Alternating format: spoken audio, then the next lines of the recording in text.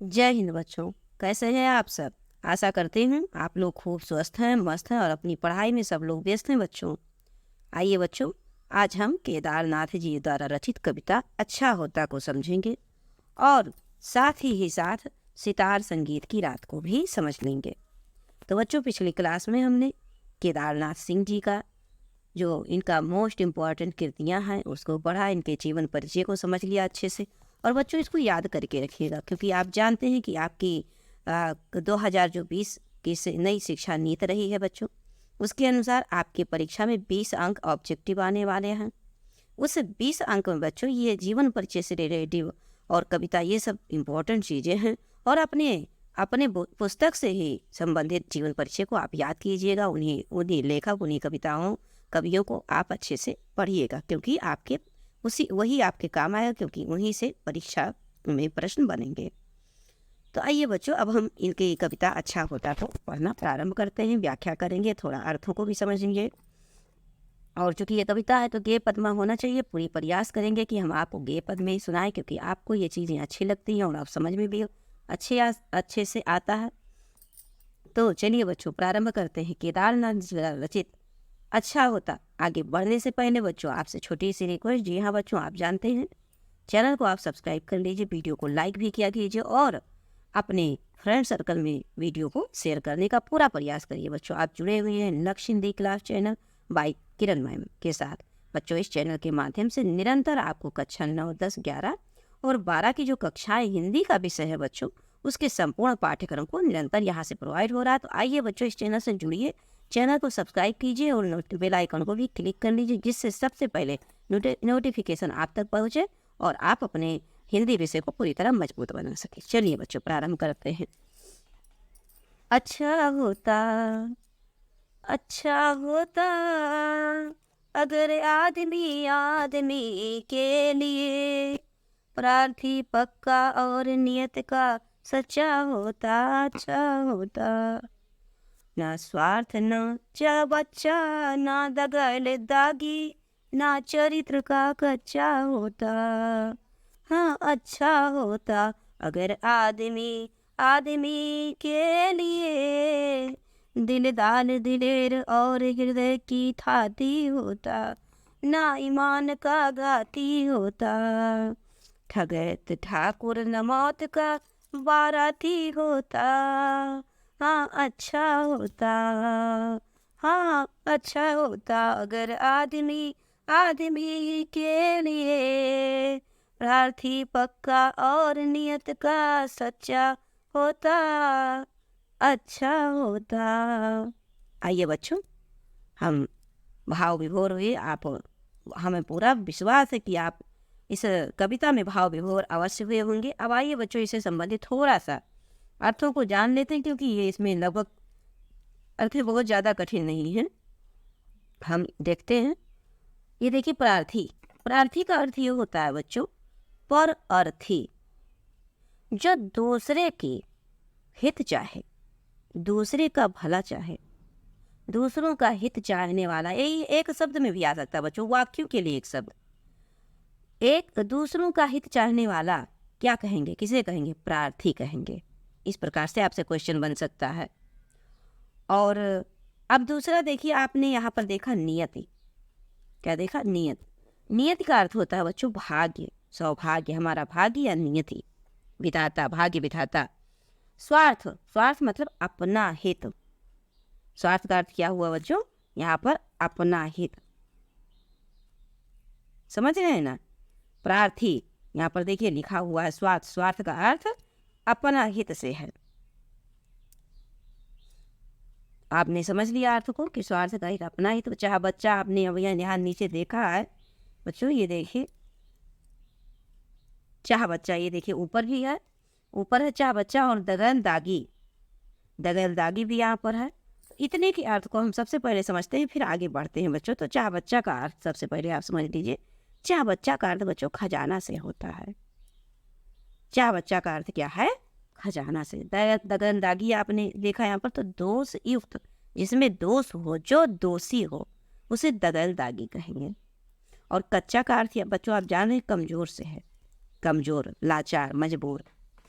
तो अब आइए इस अर्थों को हम लोग समझ लेते हैं। पहले सबसे पहले तो आपसे 2 अंक का प्रश्न पूछ सकता है कि प्रस्तुत पद्यांश किस लेखक द्वारा रचित है या किस पुस्तक से लिया गया है। तो आप कहेंगे कि काव्य खंड से अच्छा होता नामक शीर्षक से लिया गया है। इसके लेखक कौन है? तो लेखक केदारनाथ अग्रवाल है। ये अपूर्वाद काव्य संग्रह से लिया गया है। जब ये पूछेंगे कि किस काव्य संग्रह से लिया गया है तो आप बताएंगे कि यह कविता अपूर्वा काव्य संग्रह से लिया गया है। अब बच्चों दूसरा क्वेश्चन आपसे पूछ सकता है कि प्रस्तुत पद्यांश का प्रसंग लिखिए। तो प्रसंग आप यहाँ पर जो पढ़े हैं, जो समझे वही चीज लिख देना। आपने यहाँ क्या समझा कि कवि ने प्रस्तुत पद्यांश में मानवता के प्रति व्यक्ति के कर्तव्य अकर्तव्य का सुंदर वर्णन किया है। किस चीज? कर्तव्य और अकर्तव्य का सुंदर वर्णन किया है। अब आइए बच्चों चलिए व्याख्या को हम लोग देख लेते हैं कि कवि केदारनाथ जी कहते हैं, क्या कहते हैं कि अच्छा होता अगर आदमी के लिए प्रार्थी होता, अर्थात उनका हित, एक दूसरे का हित चाहने वाला होता, पक्का होता और नियति का सच्चा होता, हृदय से, मन से, भाग्य से सच्चा होता। और फिर आगे यहाँ पर देखिए बच्चों, न स्वार्थ का चाह बच्चा होता, अर्थात स्वार्थी का खजाना नहीं होता, उसमें स्वार्थ का खजाना नहीं भरा होता, और न दगैनदागी होता, न दोषी होता, और न चरित्र का कच्चा होता, न चरित्र से ही कमजोर होता। तो कैसा होता? बहुत अच्छा होता अगर आदमी के लिए अच्छा होता। तो यहाँ पर अर्थों को समझिए बच्चों। कवि केदारनाथ जी कहते हैं कि यदि मनुष्य दूसरे मनुष्य के हित के विषय में भी सोचता तो कितना अच्छा होता, कितना सुंदर होता। जिस प्रकार प्रकृति के सभी उत्पादन निस्वार्थ दूसरों के लिए प्रार्थी होते हैं, उसी प्रकार कितना अच्छा होता यदि मनुष्य भी अपने वचन का पक्का हो जाता, नियत का सच्चा हो जाता और स्वार्थ का खजाना न बना रहता, बल्कि दूसरों के हित के बारे में सोचता, दूसरों का हित करता, अर्थात बाहर से परोपकार का दिखावा करके अंदर स्वार्थी के ढेर लगाए हुए न होता। मतलब जो दिखावा है परोपकार का, ये दिखावा न होकर सच में ही परोपकार करते। और फिर कहते हैं कि स्वार्थी के ढेर ना लगाए हुए होते और ना ही उस पर कोई कलंक लगा होता, अर्थात चरित्र से भी कमजोर नहीं होते, और ना बुराई का कोई दाग लगा होता और ना वो चरित्र का कमजोर होता। तो कितना अच्छा होता, समाज में चारों ओर अच्छा ही अच्छा होता। बच्चों यहाँ पर देखिए काव्यगत सौंदर्य में आपको भाषा कैसी है, तो लोक भाषा यहाँ पर दिया ही है बच्चों। आप देख ही रहे हैं कि लोक भाषा है, आम भाषा है, खड़ी बोली है, शैली विवेचनात्मक है बच्चों, गुण इसमें प्रसाद गुण है, छंद मुक्त छंद में है, और रस बच्चों इसको पढ़ने से मन को शांति मिलती है। तो यहाँ पर भाव है और यहाँ पर रस क्या है बच्चों? शांत रस है। और शब्द शक्ति यहाँ पर अभिधा और लक्षणा दोनों है। अभिधा का अर्थ ये होता है बच्चों किसी बात को सीधा सीधा कह देना, और लक्षणा का अर्थ ये होता है बच्चों कि किसी बात को थोड़ा सा घुमा फिराकर कुछ प्रतीकों, कुछ लक्षणों के द्वारा बताया जाए। और अलंकार यहाँ पर देखेंगे बच्चों तो आपको मिलेगा अनुप्रास अलंकार। कैसे?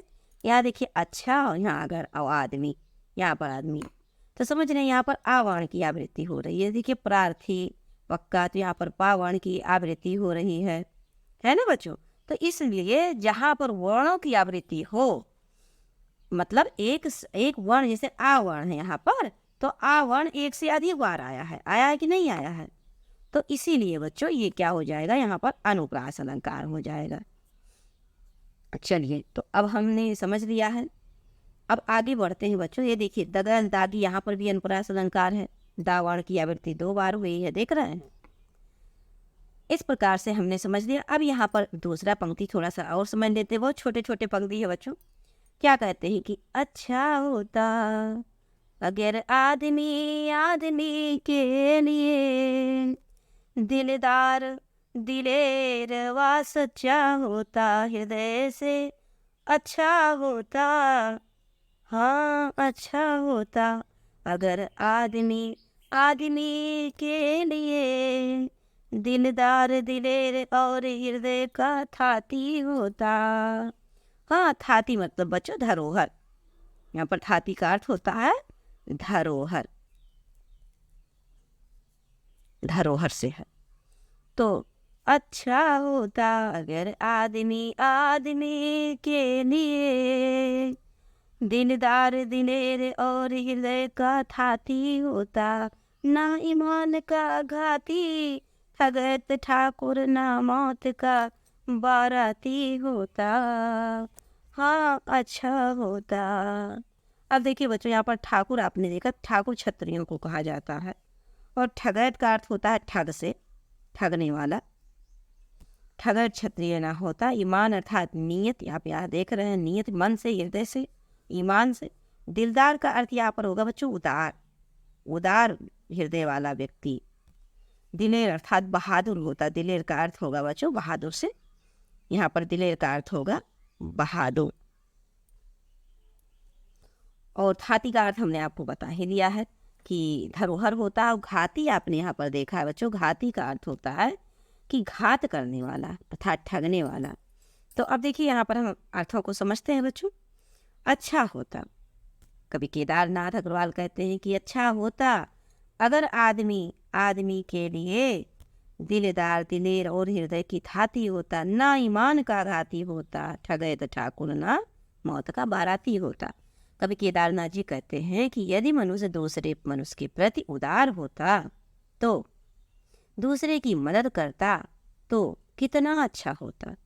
यदि वह दूसरे के प्रति उदारता प्रकट करता और दूसरों के प्राण बचाने के लिए अपने प्राण की चिंता किए बिना पूरी बहादुरी के साथ आगे बढ़ता, किसी की धरोहर की रक्षा करने वाला होता, तथा किसी की उसकी नियत में किसी के साथ धोखा करना नहीं होता, तो कितना अच्छा होता।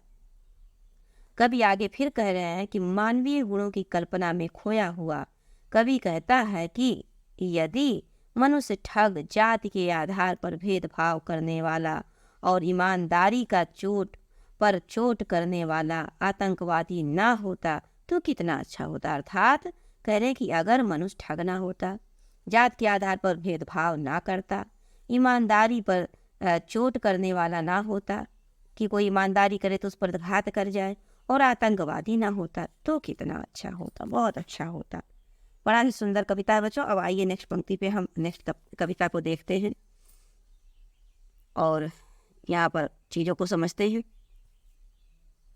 देखिए यहाँ तक है ये, तो इसको दो भागों में हम लोग समझ लेंगे, थोड़ा सा बड़ा कर देते हैं। चलिए बच्चों ये देखिए यहाँ तक पहले समझ लेते हैं।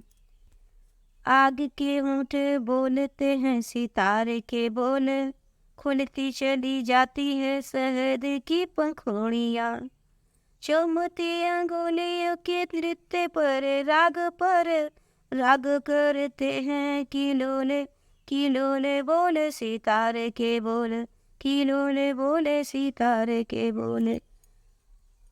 आग के उठे बोलते हैं सितारे के बोल, खुलती चली जाती हैं शहद की पंखुड़ियाँ, चुमती अंगुलियों के नृत्य पर राग करते हैं किलोले। अब आइए इसके भाव अर्थों को समझते हैं बच्चों थोड़ा। सितार के बोल का क्या अर्थ है, अर्थात सितार के स्वर। सितार के बोल का अर्थ है बच्चों सितार के स्वर। आपने देखा पंखुड़ियाँ, ये देखिए तो मधुर स्वर, लहरी।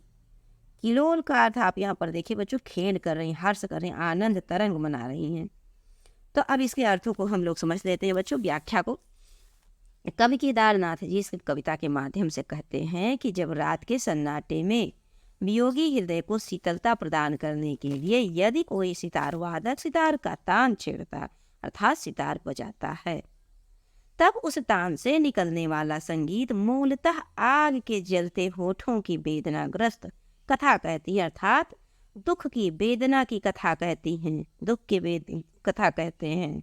सितार के बोल जैसे जैसे बोलते हैं, जैसे जैसे सितार बजते हैं, वैसे वैसे शहद की पंखुड़ियाँ खुलती चली जाती हैं, अर्थात शहद की पंखुड़ियाँ जैसे स्वर लहरियाँ, मतलब मीठी मीठी स्वर लहरियाँ वातावरण में बिखरने लगती हैं।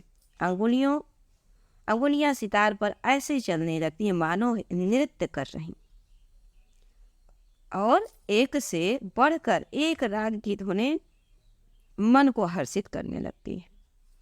कवि का तात्पर्य है कि व्यक्ति वास्तविकता में जो दिखता है, वास्तविक रूप में वो वैसा नहीं होता। लोगों के मन में भले ही दूसरों के प्रति बहुत सारी कटुता भरी हो, लेकिन जब वो बोलने के लिए अपना मुख खोलते हैं तो उनसे स्वर लहरियां अर्थात मीठे वचन ही निकलते हैं, जिससे सामने वाले व्यक्तियों को यह एहसास ही नहीं हो पाता कि उसके मन में कितनी कटुता भरी हुई है।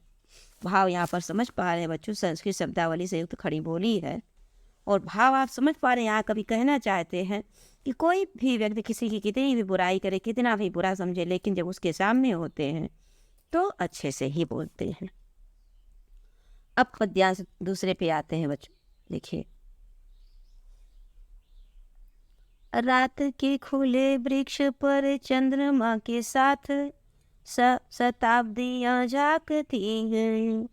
रात के खुले वृक्ष पर, क्षमा करें बच्चों, वृक्ष पर, रात के खुले वृक्ष पर चंद्रमा के साथ शताब्दियां झांकती हैं। अनंत की खिड़कियों से संगीत के समारोह में कौमार बरसता है। हर्ष का हंस दूध पर तैरता, जिस पर सवार भूमि की सरस्वती काव्य लोक में विचरण करती हैं, काव्य लोक में विचरण करती हैं। रात के खुले वृक्ष पर चंद्रमा के साथ शताब्दियां झांकती हैं।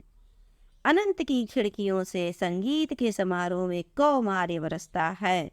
हर्ष का हंस दूध पर तैरता है, जिस पर सवार भूमि की सरस्वती काव्यलोक में विचरण करती हैं। बच्चों आइए थोड़ा सा कठिन कठिन शब्दों के अर्थों को सबसे पहले हम लोग समझ लेते हैं। शताब्दियां मतलब विगत या आगत समय, बीता जाने वाला समय या आने वाला समय के को शताब्दियां, बहुत समय से। और वच मतलब बच्चों सीना, यहाँ पर वच है ना, सीना। और अनंत जिसका कोई भी अंत ही ना हो, जिसका कोई भी अंत ना हो उसे अनंत कहते हैं। कौमार का अर्थ बच्चों यहाँ पर कोमलता से है, कमारापन से, कोमलता से है, भोलेपन से है। हर्ष का अर्थ बच्चों यहाँ प्रसन्नता से है। और विचरण आपने यहाँ पर देखा, विचरण करती है अर्थात घूमती फिरती है, इधर उधर चलती फिरती रहती हैं। अब आइए बच्चों इसके प्रसंग, यहाँ पर 2 नंबर का प्रसंग पूछ लेगा कि प्रस्तुत पद्यांश का प्रसंग लिखिए। आप क्या लिखेंगे? कवि ने, आप यहाँ पर क्या देखें कि कवि ने सितार के राग का प्रतीकात्मक रूप में वर्णन कर मनुष्य के मनोभाव को बताया है, मनुष्य की इच्छाओं को बताया है। किसका प्रतीक लिया है बच्चों? तो ये क्या कहते हैं आप, शताब्दियों की अनंत खिड़कियों से संगीत के समारोह की कौमार बरसता है, इसका क्या कहते हैं प्रतीक लिया गया है। तो आइए समझते हैं व्याख्या को। कवि केदारनाथ जी यहाँ पर क्या कहते हैं। कवि केदार जी कहते हैं कि जैसे ही अंगुलियां सितार पर स्पर्श करती हैं, अर्थात सितार पर आती है, जैसे ही सितार पर उनकी अंगुलियां चलती हैं, इस क्रियाकलाप से वातावरण में कई सारे राग उत्पन्न हो जाते हैं, सुर उत्पन्न हो जाते हैं, ध्वनि उत्पन्न हो जाते हैं हमारे वायुमंडल में, वातावरण में। तो चारों ओर चंद्रमा की श्वेत चांदनी बिखर जाती है। चंद्रमा के साथ अर्थात चंद्रमा की श्वेत चांदनी चारों ओर बिखर जाती है। फिर कहते हैं युवाओं के मन में जो कौमार हैं, जो कुंवारे बच्चे हैं, जो छोटे हैं, भोले हैं, उनके मन में कई सारी इच्छाएं जागृत हो जाती हैं, अर्थात कई सारी इच्छाएं चलने लगती हैं मन में। सितार वादक शताब्दियों पुराने अतीत में झांकने लगता है। जो सितार बजाता है बहुत पुरानी चीज़ों को याद करने लगता है और ऐसा प्रतीत होता है जैसे संगीत समारोह में यौवन बरस रहा हो, अर्थात संगीत अपनी चरम सीमा पर पहुंच चुका हो। चारों ओर प्रसन्नता का वातावरण छा जाता है। ऐसा प्रतीत होता है जैसे काव्य और संगीत की देवी सरस्वती भी अपने श्वेत हंस पर सवार होकर घूमने फिरने निकली हों, अर्थात नए काव्य का सृजन होने लगता है। इस प्रकार से बच्चों ये कविता आपने देखा कि इसमें तत्सम कुछ शब्द तत्सम शब्द हैं, जैसे आपने यहाँ पर संगीत पढ़ा, अनंत पढ़ा, चंद्रमा, विचरण, शताब्दियाँ, कौमार्य, कौमार्य आपका हो जाता है तत्सम शब्द, वच, ये सब तत्सम शब्द है बच्चों। और खड़ी बोली है। रस इसमें शांत रस और श्रृंगार रस भी आ जाता है। शब्द शक्ति लक्षणा और व्यंजना है बच्चों।